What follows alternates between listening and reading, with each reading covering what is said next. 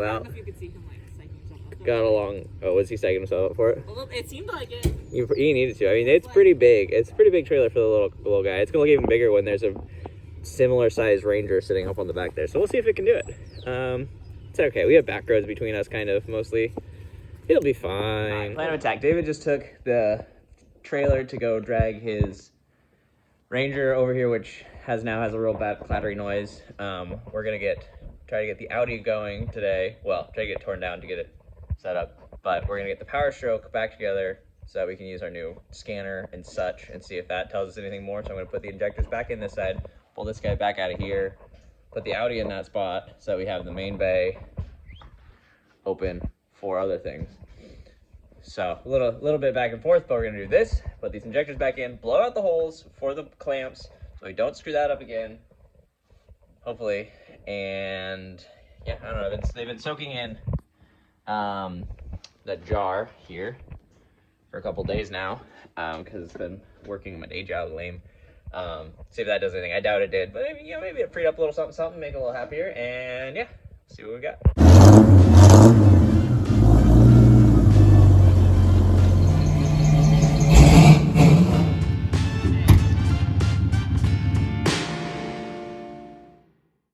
Well, I pulled all the injectors. I numbered them from front to back, 1, 2, 3, 4.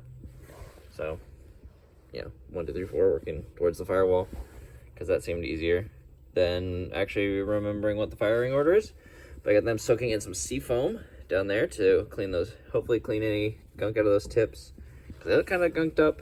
And then I think I'm gonna finish my inspection with a mirror down in those holes. But the pressure appears, so bright, there you go, appears to be holding dead on, so probably not losing any pressure anywhere, but I'm gonna double check in the holes, see if they look okay. And then I think I might let these soak overnight or so, put them back in, put this back together, and put a couple heat cycles on this, because I didn't really because I did the 1 bottle of RevX, and I should have done 2, and then I think I drove it once with the second bottle just down the road, and then it was really sputtery, and so I just came home and now we're in here. So I figured maybe I should give a couple heat cycles on that RevX and try to get it filtered through. I don't know. Video evidence that I'm blowing out the holes. Hopefully good enough.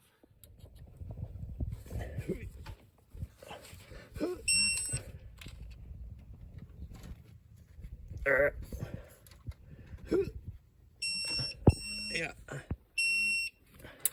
Alright, injectors in. I gotta clip those clippy wires back in, and then we can start putting the oil reel back on.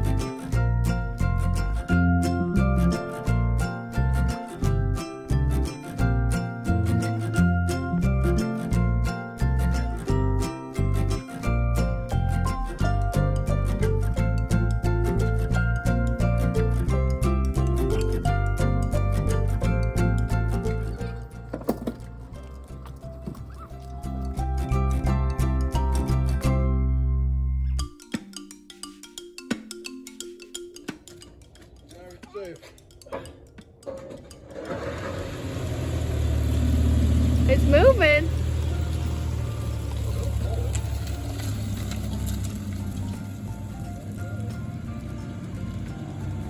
Oh my gosh.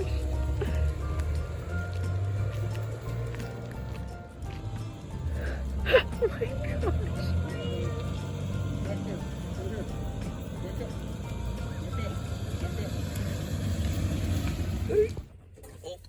Oh, can I do it with one hand? I can't do it with one hand. I got it. All right, oil stuff in. Dummy plug, or standpipe. Didn't take out the dummy plug. Oil rails in. Valve cover, thick 'em, and coolant bottle back on, and we're done. And intake, I guess. You made it, huh? Yeah. All my neighbors were like, "You want to use my truck? You want to use my truck?" Looking at it parked in front of my house because it was so squatted, but that was okay. It was a little sketchy, but A little sketchy. it's okay. All right, well, it worked. You didn't break through the floorboards. No, That's good. It would've. I think it definitely would have. I don't think so. Pretty sure it would have. I don't think so. Yeah. It was fine. Pretty confident. It's not squatted. I don't know what you're talking about. That looks level as can be. Fine. But- Yeah, no, it felt like you were starting in third gear when you were in first gear. You Okay. were starting from the stop, so it was, It's pretty heavy. yeah, pretty heavy for that little motor. But hey, another point in the book of me loving these motors. The fact that it did that at all, Yeah. that's pretty cool. I was not so confident. And it did okay. It wasn't that bad. I mean, it was a little bit of a clincher when a semi truck came the other way. The wind pulls on you, and Yeah. the whole suspension is all over the place. I can't imagine why your suspension would be all over the place. But okay. It was dragging the chain the whole way because it squatted so much. but Oh, yeah, we should have twisted that chain more. It's fine. If we didn't cut too much section off of it. All right, well, that's exciting. You drove up there okay? Yeah. Yeah, I mean, it still feels like it drives fine. Smells awful. Yeah. And obviously sounds awful. Sounds real bad. But Yeah, I mean, I drove a V10 from Seattle with half of a rod bearing. It made, at lower RPMs, it made a really bad, and the rest of it drove fine. And I drove it, yeah, from Seattle. And then we pulled the oil pan off, and it was just like half thickness and width. It had like a quarter. yeah, I'm pretty excited to start digging into it and see how curious. bad it is. I'm curious to hear it. I still haven't heard it. All right, well, I guess we can get this unloaded. Let's just roll it off. We can just push it off. Well, we could put it down and then I can hear it. All right.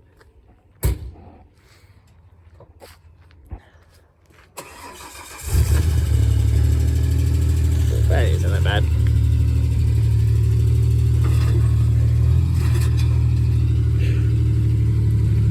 Oh yeah.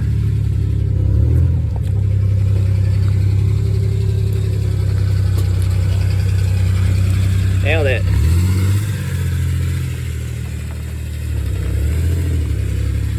That doesn't even sound that bad. I don't know what he's talking about. Got unloaded. It's a good, successful day, I guess. All right, we're gonna see if we can start it. The battery was low, so we're jumping it with the jumper. So we'll see how it does. Although the jumper says 10.4, so that might not actually be enough juice. It's got to build oil pressure back up too, so that's not helpful. Crankety, crankety, crankety, crankety. Only on one side though. Come on, you can do it. You can do it. Oh, that's low.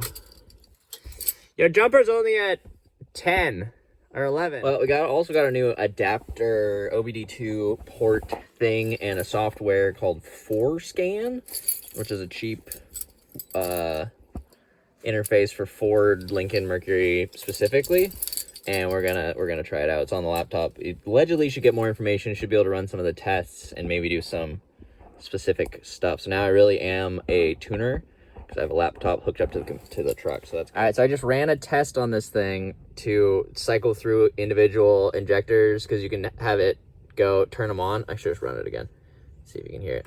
You can run it. You can tell it to run the test, and then I don't know if you can hear that little ding. And that's ticking, ticking, ticking, ticking. And every time you turn the key on, it makes the noise that it's about to, that one. Nah, nah, nah, nah. So it's gonna run through it, and then it just told me that cylinder 6 injector circuit is low, which that's something specific and new. Oh, this software's so cool. The computer's already doing its work. It said there's open circuit on injector number 6. I was like, oh, that's concerning. Then I went back in there, and that one right down there, you can kind of see the shiny little clippy guy right there. That was just unplugged, so the computer's already saved me time. Heck yeah, thanks computer. Oh, I got live data. I know not all of them. I mean, we got ICP, IPR, misfires, fuel timings on top, so that's Oh, so sweet. Hoo-hoo-hoo. So sweet. Running all the sensors. This wasn't actually the plan for the day to get the Powerstroke out, but we needed to move it, so we're playing with it anyway. It's taking more than I thought, but that's okay. It seems to be running pretty good, which is interesting. I didn't really do anything, except we didn't do anything, so I'm not really sure why it's running better. Other than I cleaned the tips of the injectors. That's the only thing on the one side, and then plugged everything back in. So that's interesting. So I'll go back home and recheck the things and see if there's any new misfire thingies, because there's a cylinder contribution test failure for some of the sides, but I don't know if that's from when we were unplugging injector harnesses and whatnot. So I'm gonna go back and play around with some tests and see if it has anything interesting for us. Well, no faults, nothing new, so I guess I'm gonna take it on another test drive here at some point and see if it does fine, which it seems like it's fine. Strange. All right, we're gonna try driving it to work this morning. I had it plugged in overnight, both the block heater and the trickle charger, which apparently puts the heat of the oil and the water up to about 100 degrees, although it's dropping, but it was at 105 when it first started. So gonna monitor my little fancy computer here and feel how it drives, and we'll see how it goes. We're about 15 minutes into a nice sunny commute, and it's running fine. All the numbers are good as far as I can see, and not a stumble or a cop to be seen, so that's exciting. Well, so I drove the truck to work this morning, and I was leaving work, and the truck started up just fine. Then it started shaking a little bit after it had been idling and warming up. I was gonna let it warm up to get, up to 100 degrees or something. It started shaking funny right when it got up to 100, and then shaking real bad. And I was like, well, that's not ideal. And so then I noticed though that I was right just above a quarter tank of fuel. I'm like, well, this thing has been sucking air around a quarter tank. I think it's right below a quarter tank, and I was right above, but well, maybe it's just sucking air because I'm on a slight side hill and it's close and the fuel's been sitting for a little while. Like, I don't know. So I was like, all right, well, I'll see if I can push it to the fuel station, which is like 7 minutes away.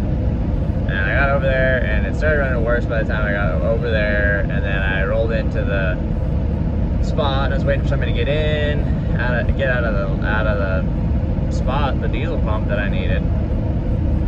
And then it died. I'm like, well, crap. And they're like, so then I tried to crank it, see if it would start back up. Oh, I think it did die on me once before I left while I was at work, and then it started back up. And so I cranked it for a bit, and it didn't start. And then the battery was getting tired, and I'm like, oh, well, that's not good, because these batteries are already tired, and all the cranking was not doing it favors. I didn't crank it that much, but it was a bit. And I was like, well, crap. So I ran a couple tests, did a couple things. Still no codes on my computer over there. Nothing much. Just let it sit for a little while. Tried it again. Even sadder. Battery juices. A couple people went past me. I was there for, I don't know, 15 minutes maybe, sitting just not quite to the pump. And then finally, with like 9 volts, when the glow plugs were running, just not a lot. It very and then it started and it caught. So that was cool, and I rolled forward into the spot. It seemed like it was running okay, kind of. And then I fueled it up, put some more RevX fuel treatment stuff in it, because that seems good in general, to try to clean the fuel side at least, keep that stuff clean enough. And then I turned the key back on and cleared my codes on the computer, and then I got a cylinder 1 contribution fault. And I'm like, oh, well, that's something new. So then I went around and poked in the engine bay, and I was looking on the driver's side front, and then, which is the one that's buried under the wiring loom that you can't really see. I'm like, what is that noise? Of course it's this one. I was like, wait a second, no, these are evens. The driver's side, I'm pretty sure, is the even cylinders of 2, 4, 6, 8. Passenger side is 1, 2, 3, 4, 1, 3, 7, 1, 3, 5, 7. And so then that's nice and clear as far as the wiring harness goes. So then I went and poked at that one, unplugged it, plugged it back in, Got back in, tried to start the truck.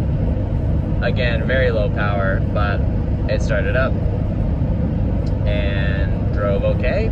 And then I drove it, and I drove through town, and now I'm out getting out of town, and it's driving fine. So I don't know if it was just not super warm, and it started up fine this morning because it had been plugged in overnight with the block heater, and that warmed up and kept the injector happy and warm, or what. But cylinder 1 is, well, I'm pretty confident, one of the ones that I replaced the injectors on. That's the front of the passenger side. I'm pretty sure I replaced the 3 fronts, so 1, 3, and 5, I think. I'll have to go back and double check, but that's interesting and annoying. So that's something. So I'm not sure. Could also been that I was just low on fuel. It didn't really seem like it, but I wasn't getting any faults. But now I am getting a fault for the cylinder 1 contribution. So this computer app is doing the work for me, which is nice, because otherwise I wouldn't be able to see these contribution codes. So yeah, more to come on that, I guess. We'll see what I can do. Don't know what I'm gonna do. Maybe I'll pull that valve cover and see what cylinder 1 injector looks like, or I don't know. Try driving it again. Although I've reset the codes a couple times now on the trip, and it still has that cylinder 1 contribution, even though it feels like it's running fine. So now I'm confused also with that. So